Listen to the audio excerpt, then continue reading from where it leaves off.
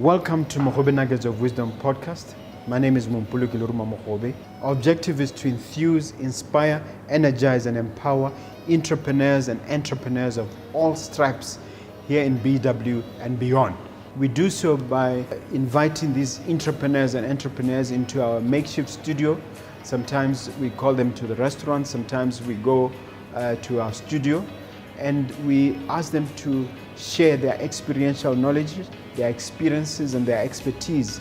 And we ask them as many questions as we can, aimed at empowering you also as a viewer.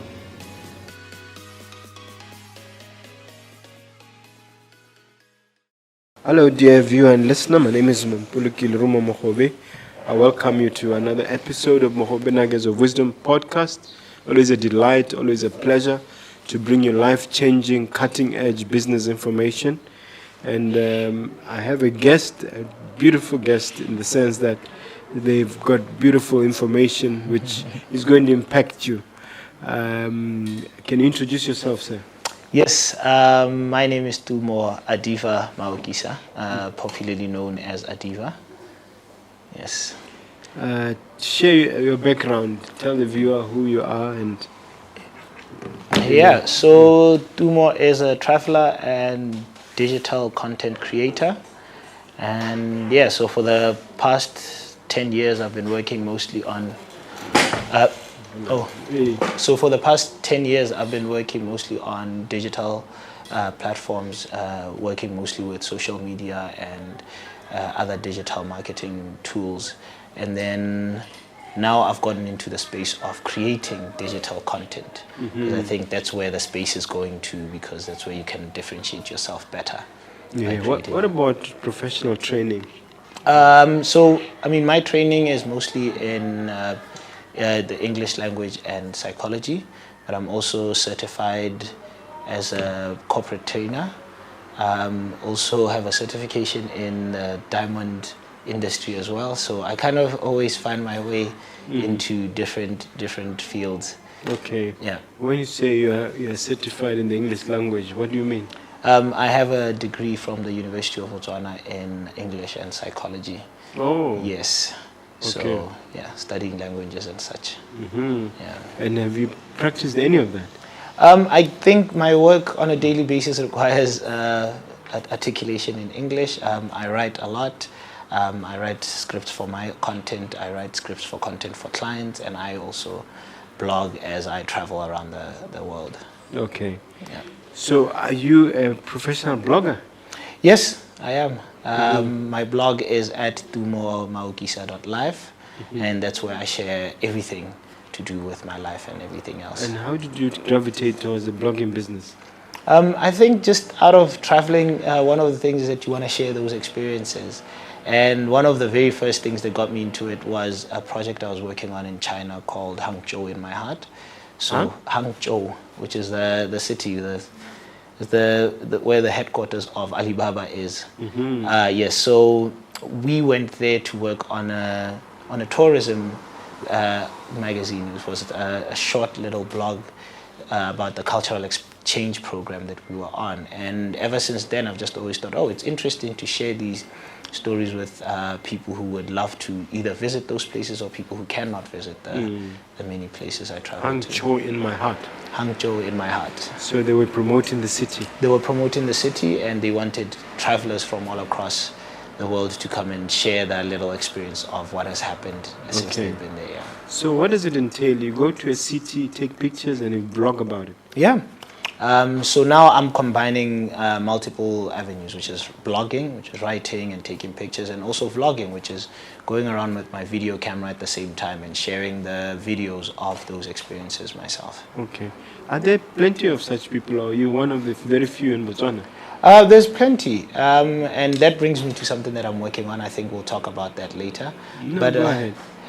Yeah, so I've started this talent and content agency called Adiva, and the idea there is that to facilitate better opportunities for these content creators to monetize their content and to actually get their content out there. Mm-hmm. Yeah. All right. How do you monetize that? How do you pay the bills? Well, I do quite a lot of things to pay the bills.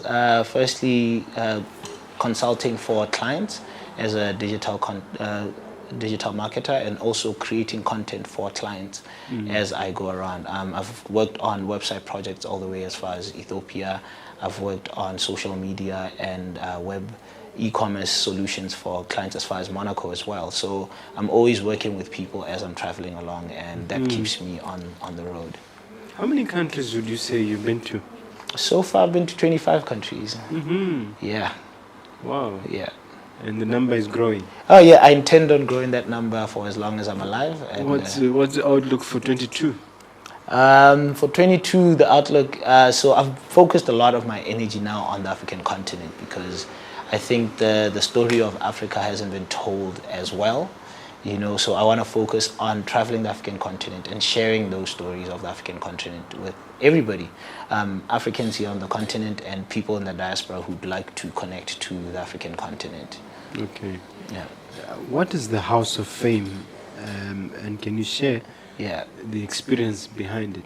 Yeah, so I'm 2 weeks out of this House of Fame. House of Fame is a reality TV show that's been started here in Botswana. It's been run by Hub TV.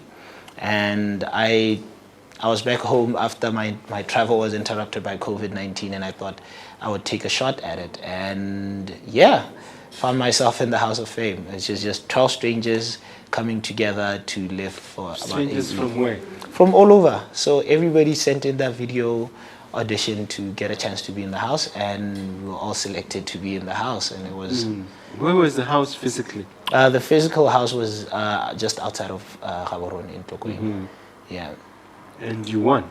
Yeah, and I won. I won the 100,000 pula. 100,000 pula, top prize for being what? For the one who lasted the longest? Yes. So, I mean, on pretty much every other week, people would be evicted, and I guess I'm the last man standing. Yeah. How does it compare with the other one, the Africa one, the one that was done by DSTV? Yeah, so the format is pretty much the same, just that they've focused more on unearthing talent here in Botswana, right? Which is everybody in the house had a talent or something they were working on around the creative space, which they want to showcase, and that's the thing, right? Like we don't have something like that for our own people here, so I think that's the biggest differentiator. What did you say was your trick for you to survive and to eventually win? My trick was very simple. First, be myself. My personality has taken me all over the world, so I trust that my personality could get me through in the house. And then secondly was just understanding the dynamic in the house and understanding the numbers, right? How to play the numbers and figure out, okay, if I'm going to be up for nomination next week, who else could be up for nomination who I would stand a better chance of surviving with? So it was just pretty much just using my brain to figure those things out. How was the viewership of this thing? The viewership was incredible. I only found out about the viewership when I left the house with the 100,000 pula. But I mean, we were hitting numbers as high as 1.2 million views all across the world, which is something that, I mean, it was... Internationally. India, Ghana, Kenya, Zambia, even South Africa. So for me, that was quite incredible to find. Was this streaming live 24/7, this House of Fame? It wasn't 24/7, but it was streaming live. So pretty much 16 hours a day, you could watch us just going about our day, going through the challenges, the drama that comes up in the house and stuff like that. Yeah, I've heard some previous winners in the DSTV one saying that they drummed up controversy. Did you drum up controversy? Yeah, I think I was always at the center of controversy. I think that is something that puts you in front of people when you're on a show like that. How did you do that? How did you? I had a relationship in the house, so there was a young lady that we were quite. Actually, it was a very, very, very. Was it strictly for the house, or it's carrying on after that? We have tried to keep it going even after, but I think we realize that it's not as easy outside of the house because there's other pressures in life. Okay. Yeah. And all these, you say that you had to travel to 55 countries. I want to travel to the okay. 55. Is that the intention? Yes. Okay. So far, I started this trip in 2017 to visit all the countries on the African continent. Actually, it's 54. Oh, but there might be a new country. Yes, there's a disputed territory, but I personally count it because the African Union counts it as a member. So since they do, I do as well, because in the spirit of decolonization, I think it's important to count that country. Okay. Yes. So your plan is to visit each country and stay for how long? And stay for how long at each country? It varies from country to country, but my target is always nothing less than 3 months. I stay in the country, I make connections, I meet up with other creatives, other entrepreneurs as I go along. And if I find an interesting story, I blog about it. If I find an interesting place that I think people would love to visit, I definitely vlog about it and I share it with people. Okay. And going back to the House of Fame, what was the most surprising thing for you? Yeah, the most surprising thing is the pressure. It looks so easy from the outside when you're watching like the show that you'd mentioned, the DSTV one. It seems so easy that you just get into the house and you just have fun, but like the emotional pressure and the mental pressure you go through, I think that for me was... Is it the threat of eviction?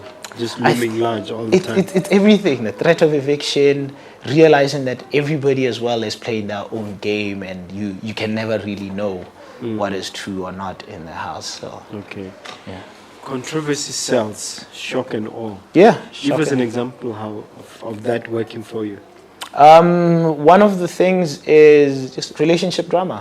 One of the things that I got into a lot in the house was with my partner was that we would always be at odds about different things, and it always kind of captivates people. Can you give an example? So one of the things is that we are polyamorous. My partner in the house and I. What does that mean? That's a big word.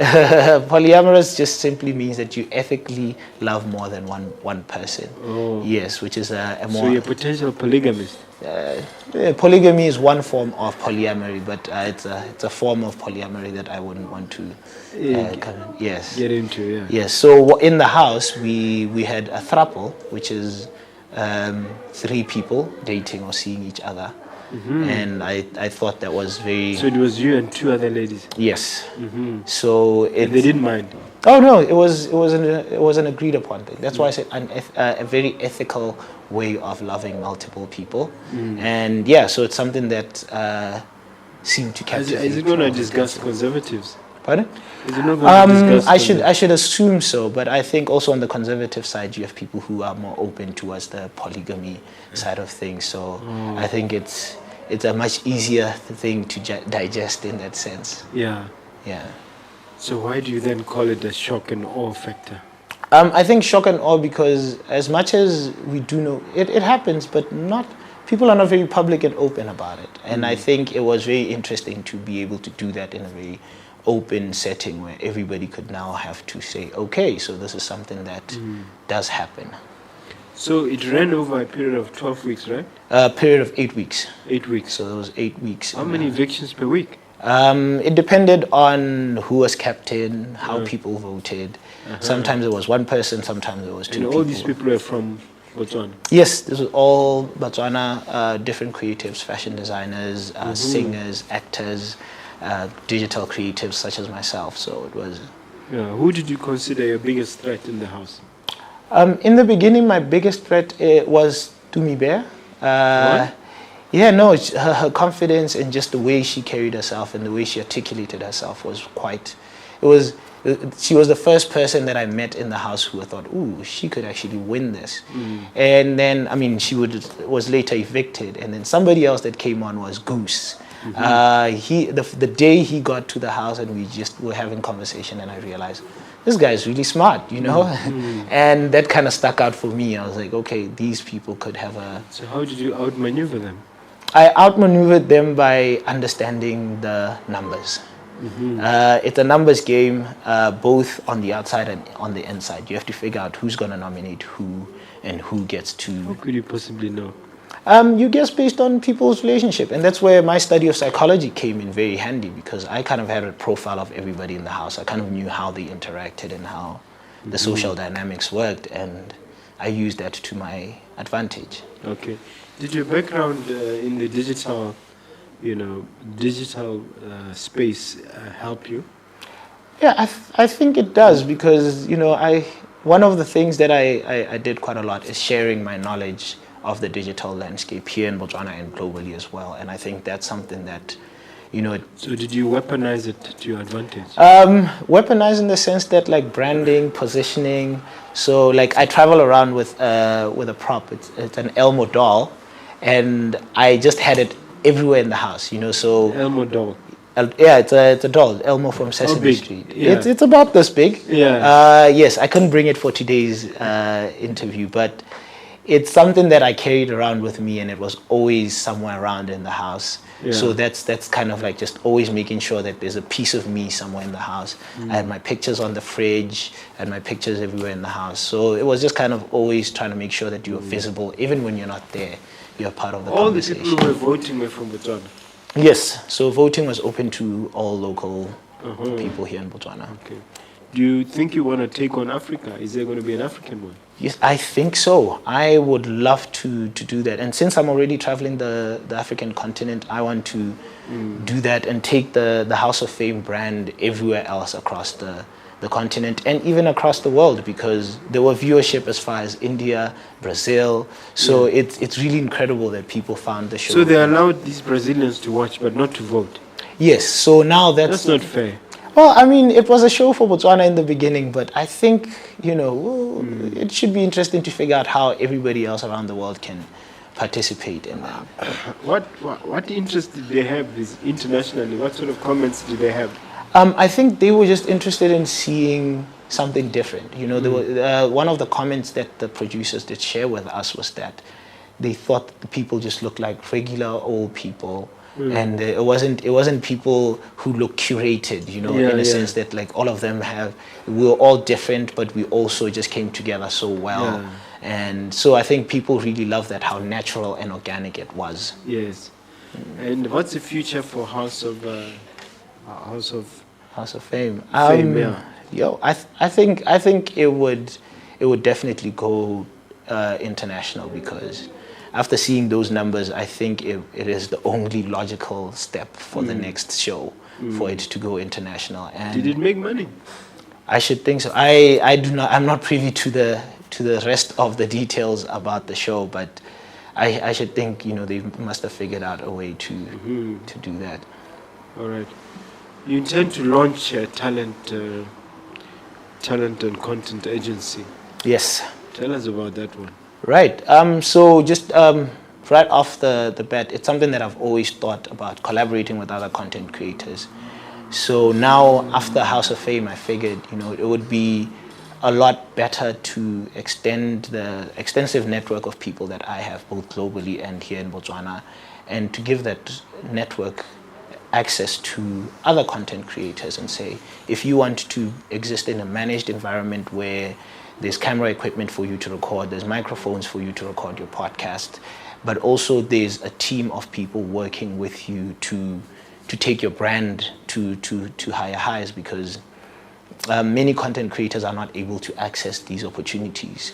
And that's since we're working on a knowledge-based economy, that's something that is really, really important, to be able to take that content and monetize it and make sure that you're making it reach the people. Simplify it for me in terms of the actual services that you'd offer. Yeah, so it's PR management first and foremost, and also just making sure that the talent is creating the content that is relevant to the market. For example, if it's travel content, you have to be creating that content on a regular, so that the travel clients can see that and realize, okay, if we partnered with this client here, we could definitely improve our odds of reaching the right type of market.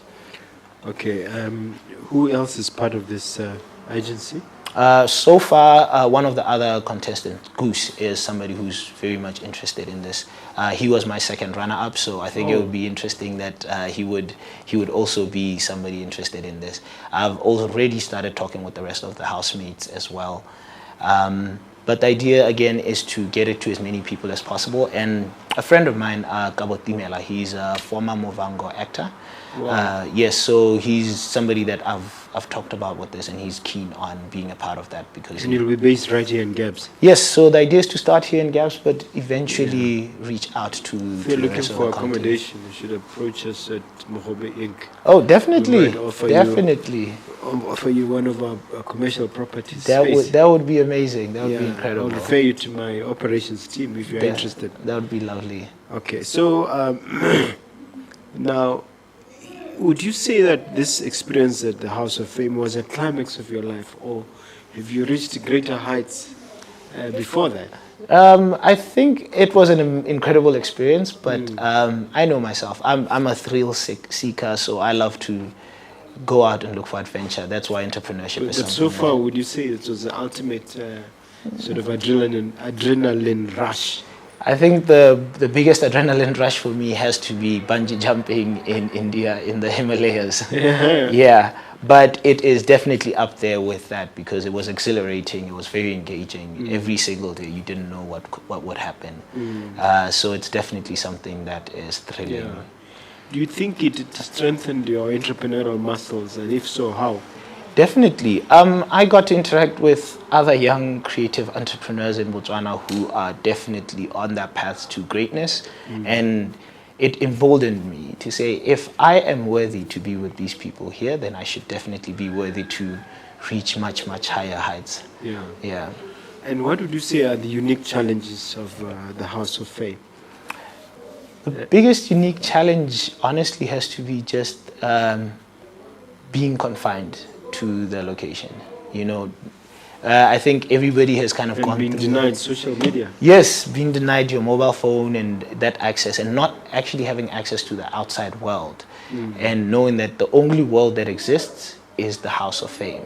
And that's all you have to navigate. That's all you have. It's suffocating in a sense. In a sense, it is. And I think that pressure is what kind of pushes you to kind of say, okay, it pushes you out of your comfort zone and you want to get out of that limiting space and reach for more. And what would you say are your major setbacks that made you think for a moment that you may be losing it? I think I tend to kind of get stuck in my head a lot of times. And in the beginning of the show, I was a little bit stuck in my head, you know, getting to know everybody and enjoy myself, and then losing focus of what the agenda was until the first nominations. When I was nominated, I was like, oh, okay, the game has started. Because it sort of snapped you back into reality. Yes, I remember that moment very well and thinking, you know what, I guess it's game on, and that gloves came off definitely from that moment onwards. Okay. So was it a fancy building, double story, or No, it was everything? Yeah, I mean, it was fancy. It was fancy. It was a very big house. Definitely, that was very spacious.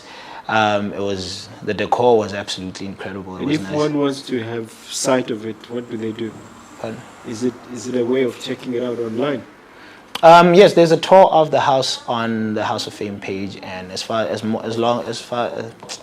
as other episodes as well that you can watch there, and you actually see that. You just go to YouTube? No, you go to, I think, on their Facebook page, Yeah. and then you can definitely get access to all of that. Okay. Yeah. Do you have to pay?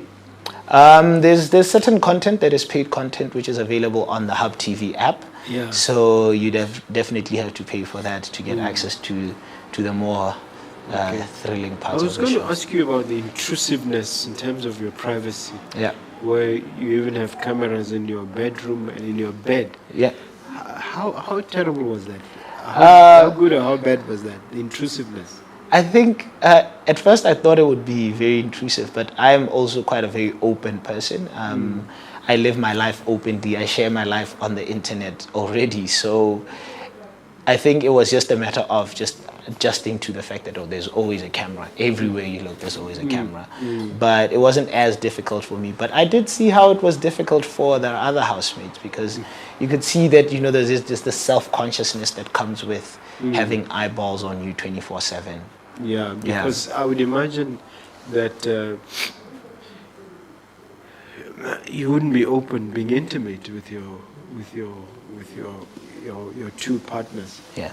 Or that wasn't a problem. On the contrary, actually, There is speculation that I can neither confirm nor deny whether or not that's true. But those that watched the show do believe that there was intimacy on the show. So I think as much as it took a while, because as much as we all like to think we're open and honest, some issues of, especially of intimacy, you'd like to keep them rather covered. But the camera won't let you. Pardon? Once you Oh yeah, there's no way to escape the cameras. Yeah. Okay. So this is something you would readily do again, even at a bigger scale. Yes, definitely. I definitely think if the opportunity presents itself again, I would definitely do it again, because it's exciting. It's a very different way of seeing yourself as well. Because in our private lives we know how to hide from the scrutiny and the attention and the accountability. But when you have cameras on you all the time, you can't escape that. So I've quite enjoyed that. How excited were you to receive 100 grand? I was thrilled. Who wouldn't be, right? Who wouldn't be thrilled to receive 100,000? 100 grand is not what it used to be. Yeah, it's not what it used to be, but it goes a long way, For my content creation work as well, it's gonna be a godsend, because that means I can go a lot further. You haven't started spending it yet. Oh no. As soon as I got out of the house, my first order of business was making new money, because I think that money is going to be for that investment in the long term view, as far as, especially where the talent management and content is it buying equipment and so on? Yes, getting all more equipment and making Looking sure for a that studio. yes, and creating that studio environment to make sure that the talent that we put on board on Adiva can make use of that equipment. Okay. The youngsters out there always ask the question: is there zaga in this thing? What is the potential for making money? And talking about the digital creative space. Is there zaga, and what are the potentials? Yeah, I mean, there's zaga. I think we just saw Rihanna's Fenty makeup brand is coming to Africa, yes, they are coming to Africa, and they're paying a local content creator, Kahiso Sento, to be one of those people. Yes, there's V-Man Peace's wife. So I mean, there's definitely people who will pay you for certain content creation things, but I think what's lacking more is more the professionalism side of it, and making sure that you position yourself in a certain way that big brands like the big banks here or other corporates can do that. And we've seen many other content creators. And what would you advise? How do we position ourselves as content creators? I'm including myself. Yes, first things first, come on over to Adiva Talent and Content Management, and then we can put you in the right position to get the right exposure to all those brand deals, and working with the right type of brands and creating the right type of content that's going to get you moving forward. Okay, meaning that you've cultivated the contacts already. Yes. So it's a matter of just switching, reconnecting. Yes, I think that's one of the things that has worked well for me since being out of the house, is that as soon as I got out of the house, I started reaching out to my media contacts and getting interviews on radio, on newspapers, and all of that was not a very difficult thing. But I realized that so for most other content creators and many digital creatives, it might be a difficult thing to do. Yeah. So I think one of the things are determining what to charge, or figuring out how to charge. How do you maneuver that one? I think that's one of the things that we can help content creators with, right? First and foremost, there's so many analytic tools that you can use online that can give you an idea of how much the social media value of that would be for brands, so that you can price correctly. Because sometimes I think we get caught up in, I think I'm worth this much. Yeah, but what tools are those, and how are they going to help you? So these analytic tools, they analyze the engagement on your social media. They analyze the likes you're following and your content to see how valuable it would be to advertisers. So you, as the I don't know whether to call you a promoter, will package that for your clients, and use it to approach the corporates. Yes. So the idea is simply that you get all of these analytics, you get all of this information, you present it to marketers, because when you're coming on your own and you're not coming with all those numbers, and the marketer asks you, you'll look like a fish out of water. So it's better off if the presentation as well speaks to what the corporate market is looking for. They're looking for a content creator who knows how to engage that, because when you're taking on someone's brand, you have to engage with your audience as well, so that you influence them to follow that brand as well. As someone who's steeped in this space, which medium do you think is ideal when you're starting, in terms of Instagram versus Facebook versus LinkedIn versus TikTok? Yeah, I think it versus Twitter. It all boils down to how you want to engage. If you're a writer, for example, maybe Twitter is the best space for you to be, because you can constantly churn out that information. It limits the characters you can write. Yes, because writers know how to use those 280 characters better than maybe somebody who's not a writer. But then if you're more visual in your approach, maybe TikTok and Facebook strategy would work much better. So it all depends on how you want to position your brand and where your audience is. That's something else that I think everybody else always forgets, that you need to understand where your audience is before you can even think where to. How do you find out? Yeah, you throw yourself out there. If you're creating content like Mogobe Nuggets of Wisdom, you create it and you put it out on YouTube, you put it out on Facebook, and you put it out on Instagram, and then you see what the performance is. Because I've had to do that with Adiva Sees the World myself. I used to primarily be on YouTube, but the engagement was so low, and I couldn't understand why. But as soon as I switched to Instagram and Facebook, the engagement was definitely much higher, the comments and everything else. So you always have to kind of keep experimenting until you find your position. But since... Is it not a function of algorithms? Pardon? Yes, that's why you need to kind of keep moving, so that you know which algorithm works best for you. I know content creators who are on TikTok right now who have a following much bigger than people who've been at it longer on Instagram, because the algorithm on TikTok favors the type of content that they are putting out. And you can't argue with the numbers, you can't argue with the output of such. So you need to kind of always be thinking, how do I engage outside of these on all these platforms? Yeah. Did you receive any specialized training? You seem to be highly knowledgeable in that space. Yes, I'm self-taught everything. Everything from graphic design, web design, social media management, and all of that. I love to learn, and I take advantage of that, and I learn as much as possible. You go to the University of YouTube?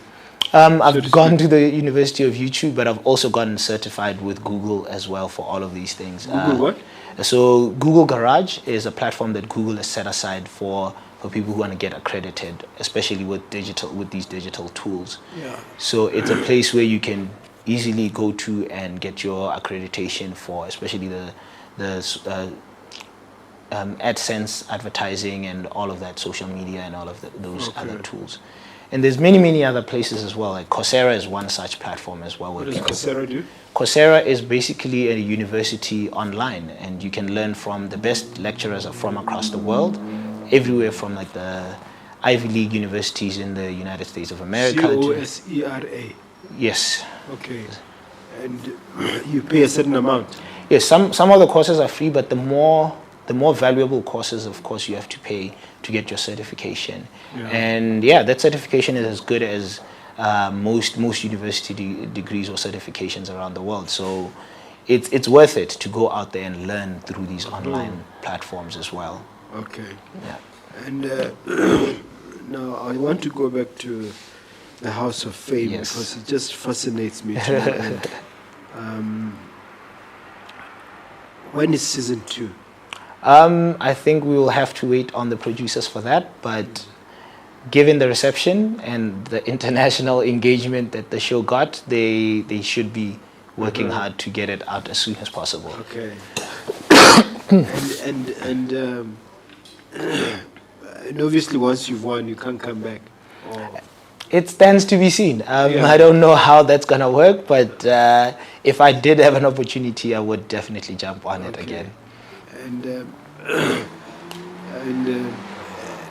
You know, I keep thinking about the whole thing and wondering whether it's something that would benefit Botswana. Would you say that being part of this actually is there a tangible or describable benefit for Botswana from this House of Fame? As a participant, As a participant, as a viewer? yeah, so I think as a viewer, it's just the entertainment value is just undeniable. It's incredible how much can happen when you take 12 strangers and put them in one house, right? It's entertaining and it's engaging because this is unscripted. You know that what you're seeing is exactly what you're getting out of it. And for participation, I think if you're looking for a bigger platform and you're trying to gain the necessary confidence to do certain things, it is quite worth it because I can definitely say I was confident before, but like after the House of Fame experience, I take life by the horns because it's been 2 weeks already and I've done so much in that little time. So I think it's worth You it. managed to get yourself on the Nuggets. Yeah, I mean, And I see, definitely. is Eben still sponsoring you? Oh no, it's just Just a t-shirt. t-shirt. Yeah, but definitely engaging with brands is a lot easier when people know who you are, versus when you're grinding from zero and you have just I think yourself. You've jumped from 0 to 50 already. 0 to 100,000. Yeah. And has any of this reflected in the actual following on social media? Yes, so I do see my social media following is growing as well. And What numbers are we talking? Let's not get to the numbers yet, because my numbers were quite low before. And as much as they're low now, they're growing, which is something that's like, okay, people are paying attention. And I'm getting engagement from places further outside of the country as well. Okay. Now, you plan to travel the world, 55 countries. You already mentioned this. What will that do for your business in the meantime? Are you going to keep it on hold? No. So I'm a firm believer. So I live a location-independent lifestyle. So location independence means that every work that I do, I should be able to do it from either my mobile phone or from my computer, anywhere in the world. So the lifestyle it's called digital nomadism. So I'm a digital nomad and I've lived like that for the most part of the past 8 years. Yeah. Nomadism. Yes. I'm writing it down. So as a digital nomad, everything I do, I should be able to do it from anywhere in the world. That's how I've been able to work with clients all across the world, you know, being in a different country while working with a person in another country. And I intend on taking that same work style and putting it into the Adiva talent and content. But is it sustainable? It is very sustainable because there's many companies that are completely 100% remote. One such company is Diamantic, which is the people that behind WordPress. It's a tool that web developers use to create websites, and that team is completely remote. Anything that they need to work on, they can work on a Slack group or on an email or on Zoom. And I mean, I think COVID-19 has shown us that it is possible to run whole companies and whole government departments completely remotely. Okay. That's very interesting. That's a mind shifter. If you know. But that means the same business you'll be running from New Zealand, from America, but shouldn't there be an address? Oh no, definitely. Address for or Gaborone will be the main address. Gaborone is going to be the main address, and like I said, there's many opportunities for talent to be managed right across the continent and across the world. So when those opportunities present themselves, I will be right there to negotiate the deal with whatever content creator and say, hey, come on board. I have a team of excellent creatives working with me to create this environment for talent, for this talent for content creators. Yeah. Okay, so it's something that developed around COVID, or it's as you said, 8 years even before that. Yes. So for me, when COVID came, the only thing was just the restriction of not being able to travel. But other than that, working was not hampered as much because I was working with, for example, this company that I was working with called Circulo. started by a Colombian friend of mine, is one such company. It's completely remote. And the team that we're working in was in 14 different countries, but we had Monday meetings every single Monday, right? Regardless of where you are, regardless of what you're doing, you get on at 8 p.m. every Monday morning so that we can do a review and planning for the next week. Because I'm obviously a traditional guy, but I always think, how do you monitor attendance? How do you monitor tasks? How do you happen to monitor those key KPIs, key performance indicators? Yes. I worry about such things. Yeah, there's digital tools to do exactly that. One of the tools that we used a lot with this company, with Circular, was a tool called Asana. So it's a task, Asana. So Asana is a tool that you can use to manage tasks and pass them on to other people in the group. And then as soon as you assigned a task to somebody, whether or not they're in a different time zone doesn't matter. As soon as they get to their computer, they're going to see that, Adiva wants me to do 1, 2, 3, and then have it ready by Friday because we're working on another project. And I mean, the workflow was always incredible because, again, you can delegate those things while you're going to sleep here, and then somebody else in a different time zone is going to get on it. Yeah. And then, of course, like managing documents and stuff, we used Google Docs, which is a much efficient system because like whatever I'm working on, another team member can see in real time, and they can also work with me at the same time. And I've heard people talking about virtual assistants as well.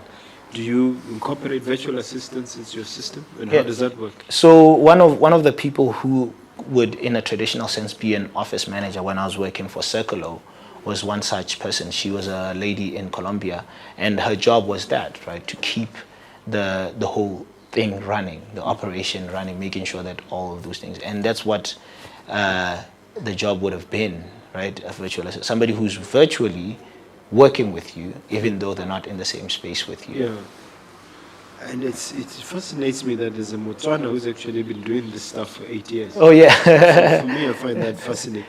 And you said the numbers are growing. Yes. So currently, the digital nomad space is growing because there's conferences, virtual conferences as well as physical conferences, and that's because people are starting to realize that it is possible. There's no operation that you can do in any office that you cannot switch for a virtual alternative. Tony Robbins has gone digital with his big motivational thing. Yeah.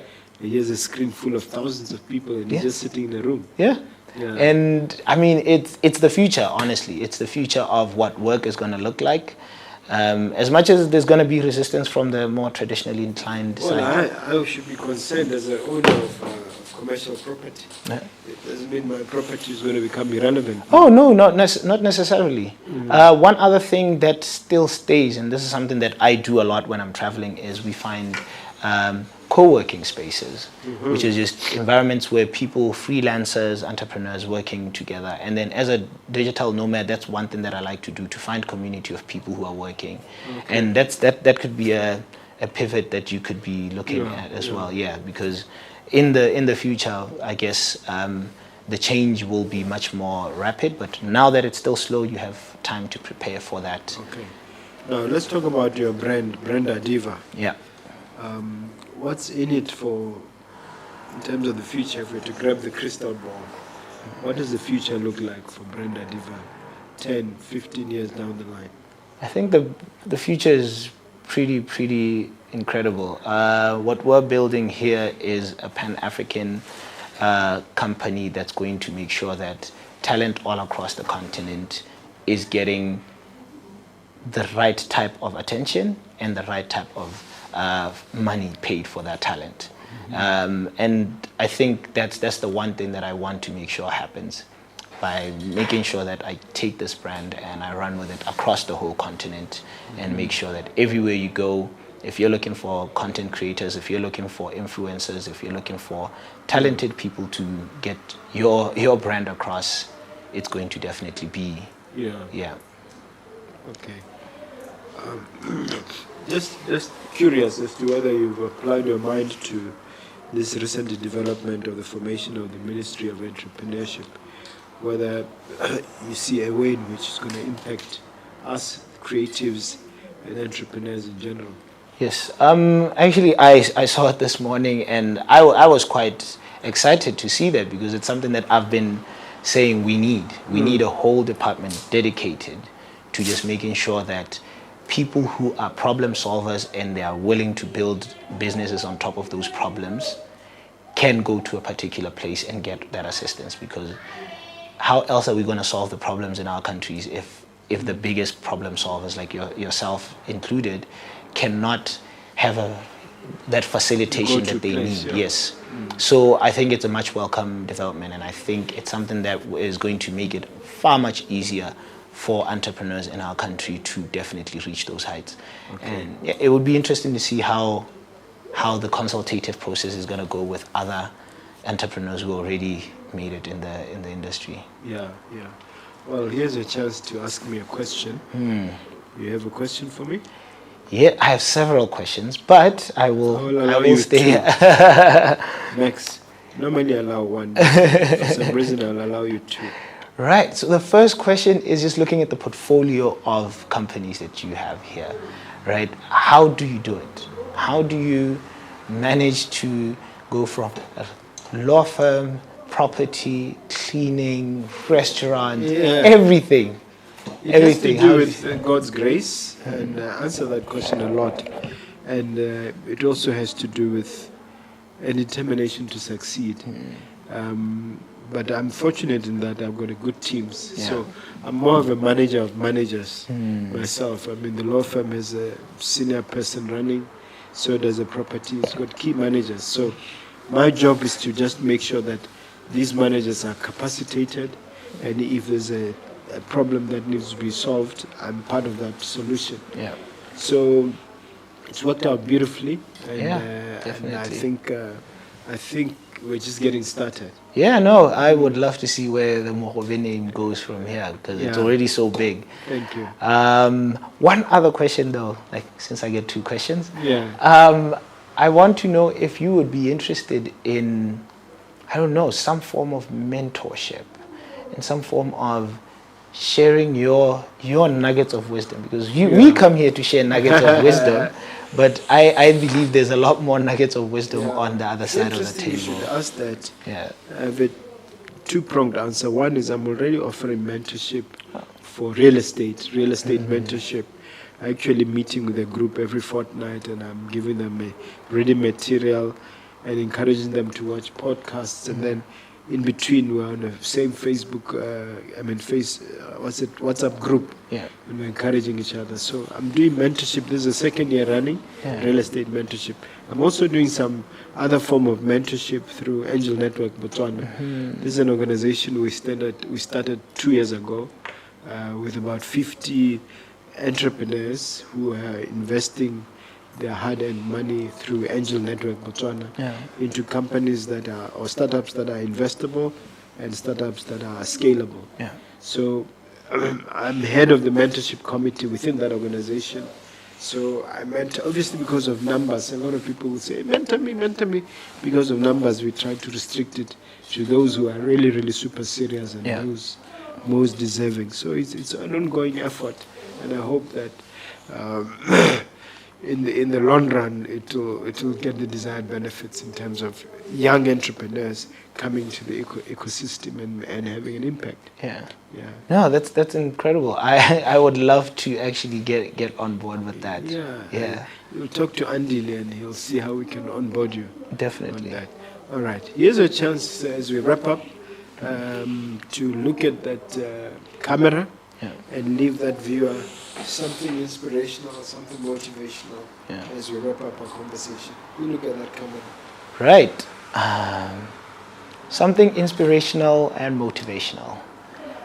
I think the one thing that everybody needs to know and understand about anything that they want to do in their lives is just go out and do it and believe in yourself. Everybody who's ever started anything did not know what they were doing, and they were just open to learning, they were open to growing, and they were open to putting themselves out there. No matter how many rejections, no matter how many times you don't go where you're looking to go, just put yourself out there and keep learning. Okay. Yeah. Tell them how they can reach you, all your social media handles and contacts. Yes. So it's Adiva Sees the World on all the platforms. Adiva Sees the World on YouTube. Adiva Sees the World on Facebook, on TikTok, and Adiva Sees the World on Instagram as well. And you can reach us adiva.world. So www.adiva.world, and you will get to see everything else that we're working on. Okay. Wonderful. You've been a great guest, sir. You've done a great job. Thank you very much, sir. Thank you.